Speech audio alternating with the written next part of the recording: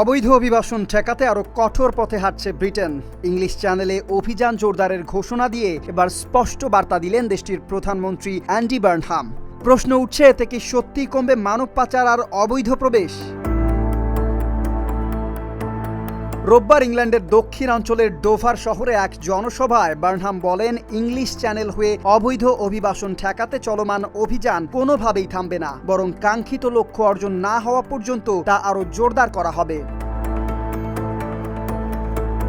প্রায় 2 বছর ধরে ফ্রান্স ও ব্রিটেনের মাঝে এই গুরুত্বপূর্ণ জলপথে মানব পাচারকারী চক্র এবং অভিবাসন প্রত্যাশীদের বহনকারী নৌযানের বিরুদ্ধে অভিযান চালিয়ে যাচ্ছে ব্রিটেন। এই অভিযানের দায়িত্বে রয়েছে ন্যাশনাল ক্রাইম এজেন্সি বা এনসিএ। প্রধানমন্ত্রী জানান, অভিযানের সক্ষমতা বাড়াতে এনসিএতেও জনবল উল্লেখযোগ্যভাবে বৃদ্ধি করা হয়েছে। বর্তমানে সংস্থাটিতে কর্মরত কর্মকর্তার সংখ্যা 791 জন, যা 2025 সালে অভিযান শুরুর সময়ের তুলনায় দ্বিগুণেরও বেশি। তার দাবি, এই উদ্যোগের ইতিবাচক ফলও মিলতে শুরু করেছে। গত বছরে একই সময়ের তুলনায় 2026 সালে ইংলিশ চ্যানেল হয়ে ব্রিটেনে অবৈধভাবে প্রবেশের সংখ্যা উল্লেখযোগ্য হারে কমেছে।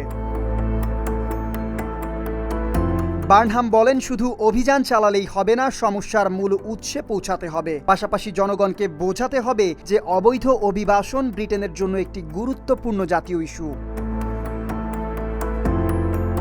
এদিকে বিরোধী দল কনজারভেটিভ পার্টি ও রিফর্ম ইউকেকেও এ বিষয়ে রাজনৈতিক বিভাজন না করে সরকারের সঙ্গে কাজ করার আহ্বান জানিয়েছেন তিনি। মানব পাচার দমন, সীমান্ত নিরাপত্তা এবং অবৈধ অভিবাসন নিয়ন্ত্রণ, এই 3 লক্ষ্য নিয়েই ইংলিশ চ্যানেলে অভিযান আরও দীর্ঘ, আরও কঠোর হতে যাচ্ছে বলে স্পষ্ট ইঙ্গিত দিলেন ব্রিটিশ সরকার। Desk report.